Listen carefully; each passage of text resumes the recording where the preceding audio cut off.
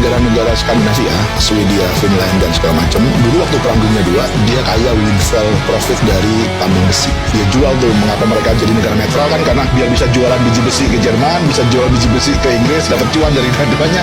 Mereka perang, dia dapat. Dari satu komoditas itu mereka kemudian investasikan di sovereign wealth fund, yang makanya SWF-nya Norwegia kan terkenal yang paling keren ya. Dia investkan, dari invest itu dia beli saham-saham blue chip dunia. Saya tulis di sini buku riset Indonesia, gimana cara mengubah kekayaan sumber daya alam menjadi kekayaan inovatif dan industri. Sementara Indonesia punya ketergantungan, kayaknya saya pingin kaya terus deh, habis dari kaya oil and gas, kaya ke kayu, terus kaya ke gelombang ketiganya batu bara, terus kaya karena sawit, sekarang kaya karena nikel. Jadi kaya.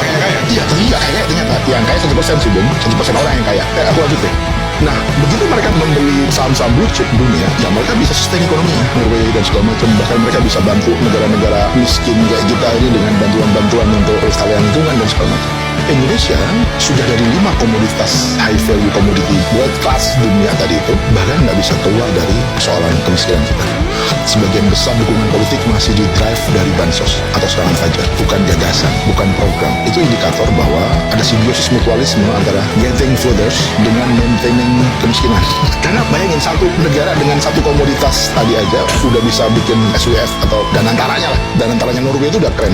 Kita udah 5 gelombang, bahkan dulu kita adalah negara eksportir minyak, anggota OPEC. Nggak jadi apa-apa sekarang. Jadi windfall kita itu nggak pernah jadi apa-apa. Itu yang saya bilang bahwa kita ini lama-lama akan menjadi negara yang miskin karena satu-satunya modal-modal kita itu udah diambil satu. Jadi kayak ibarat orang makan tabungan. Nah itu kalau sekarang masih seberapa kaya gitu? Nikel kita udah tinggal 8 atau 13 tahun. Kita sudah net importer minyak ya. Kita kayu-kayu yang berkelas sudah nggak ada, tinggal dari Papua, Merbau dan segala macam udah tinggal dari Papua. Selebihnya udah habis, persisanya tinggal di taman nasional. Kualitas air kita udah jeblok. Di buku ini saya tulis skor air minum kita, skor air kita itu di bawah Timor Leste 2,4 something, Timor Leste 2,6.